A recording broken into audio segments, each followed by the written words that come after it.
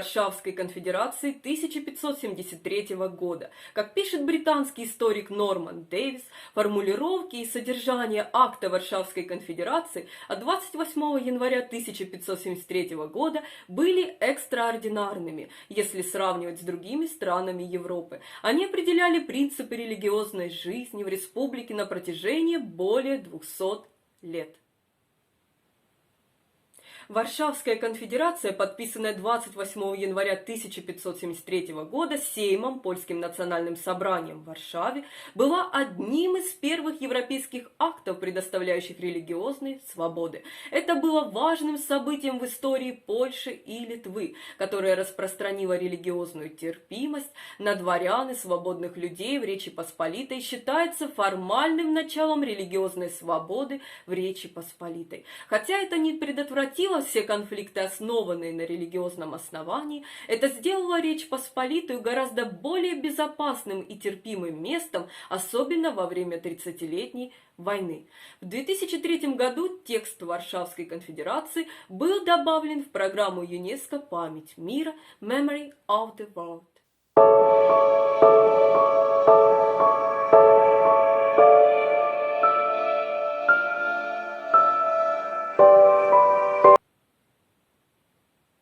Религиозная терпимость в Польше имела давнюю традицию. Например, калишская привилегия. Она предоставляла евреям в средние века особую защиту в Польше, когда они подвергались преследованиям в Западной Европе. И была фактической политикой в правлении короля Сигизмунда 2 августа. Содержание акта Варшавской конфедерации дало официальную положительную санкцию более раннему обычаю. В этом смысле Варшавскую конфедерацию можно считать либо началом, либо пиком польской толерантности. После смерти последнего короля из династии Ягеллонов польская и литовская знать шляхта собрались в Варшаве, чтобы сохранить существующий правовой порядок. Для этого граждане должны были безоговорочно подчиняться решениям, принятым органам, и конфедерация была убедительным документом. В январе дворяне подписали документ, в котором представители всех основных религий пообещали друг другу взаимную поддержку и терпимость. Возникла новая политическая система, которая способствовала конфедерации, которая способствовала ее стабильности. Религиозная терпимость была важным фактором в многонациональном и многоконфессиональном государстве, поскольку на территориях Речи Посполитой проживали многие поколения людей разного этнического происхождения. Поляки, литовцы, русские, немцы и евреи. И разных конфессий: католики, протестанты, православные, иудеи и даже мусульмане. Также эта страна стала тем, что теолог, деятель католической церкви, кардинал Станислав Гозий назвал местом убежища для тех, кого называли в других странах еретиками. Это было место, где искали убежище самые радикальные религиозные секты, пытаясь избежать преследований в других странах, например, христианского, впрочем, и не только. Этот акт не был навязан правительством или последствиями войны, а скорее стал результатом действий членов польско-литовской знати. На данное решение также повлияло такое событие во Франции, как Варфоломеевская ночь. Массовое убийство гугенотов во Франции, устроенное католиками в ночь на 24 августа 1572 года, в канун Дня Святого Варфоломея. По различным оценкам, в Париже в этот день погибло около 3000 человек, а по всей Франции в погромах было убито около 30 тысяч гугенотов.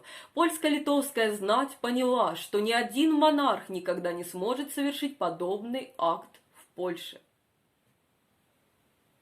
Варшавская конфедерация была позже включена в Генриковы артикулы статьи, документ об ограничении королевской власти в Речи Посполитой, утвержденный Сенатом и посольской избой, который на избирательном сейме 20 мая 1573 года подписал представитель новоизбранного короля Генриха де Валуа.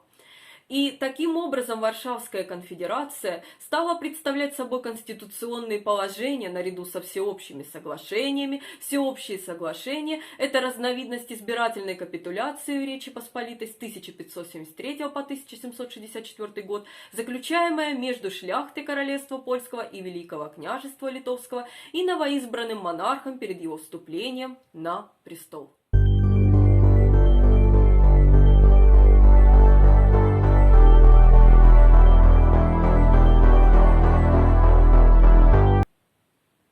Польша с конца XVI века стояла между православным Московским царством на востоке, мусульманской Османской империей на юге и Западной Европой, разрывающейся между реформацией и контрреформацией на севере и западе. Религиозная терпимость в Польше сделала Польшу желанным убежищем для тех, кто спасался от религиозных преследований. Ведутся споры о том, была ли свобода вероисповедания предназначена только для дворян или также для крестьян и других.